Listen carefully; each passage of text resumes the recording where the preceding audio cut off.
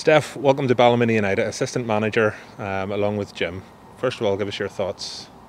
It's really is fantastic, and it's a great opportunity, and we're very grateful to the board that they ask us up here to see if we can help with what needs to be done. But Ballymena has always been a fantastic club, so you're honoured just to be here, you know.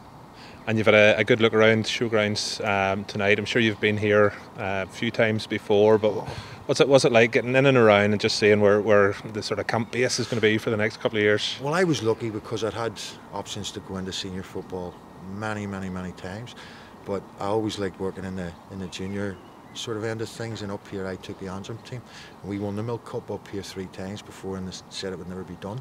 And I mean, you're beating people like Club America, Manchester United, Liverpool, Arsenal along the way. So I have great memories of showgrounds, even in and around the back. It feels like home. And many of the players that came through have went on to kind of do well. Even look at Trey Hume, who's doing well at Sunderland. He's a local lad here. And what we'd be looking to do is develop those type of players at Ballymena, so as we see the best of them on the way up, so as they maybe don't have to go down to maybe the Linfields or the Glentorrans where they were doing previously, in order to find the next step up in their career. Hopefully we can provide that for them here.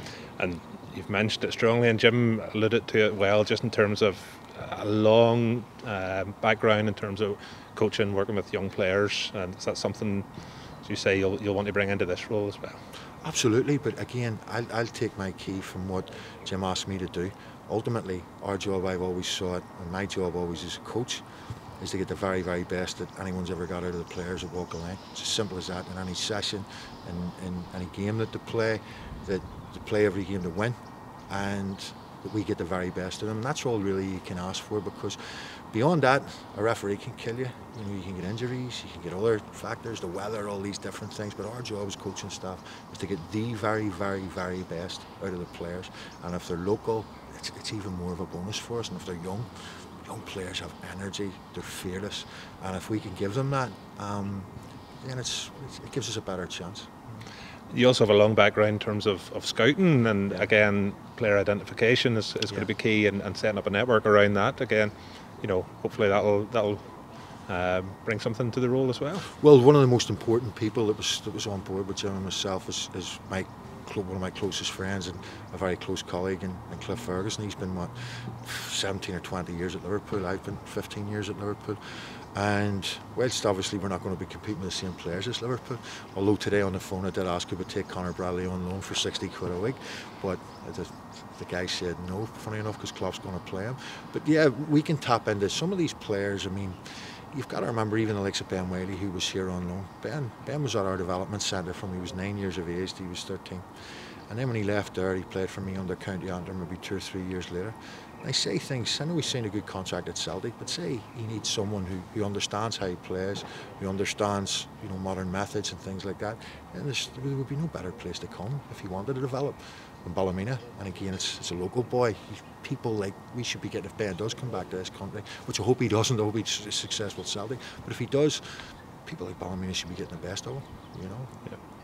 And obviously we've our youth academy here, the likes of Carneny and Ballykeal Youth, and you know, you'll be looking to develop those relationships, and you know, the likes of Johnny Hume and John Anderson here who run the youth academy will be delighted to hear that, you know, you'll be looking to work with them in relation to this. Absolutely, and Johnny's a top man as well.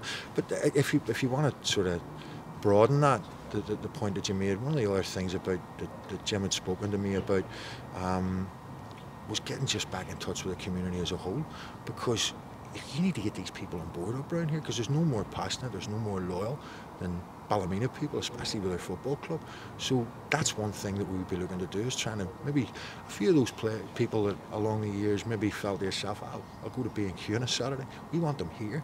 We want to give them something that they're proud of. And ultimately, people don't really care about coaches and managers. It's about those that pay and those that play. It's about supporters and the people that are on the pitch.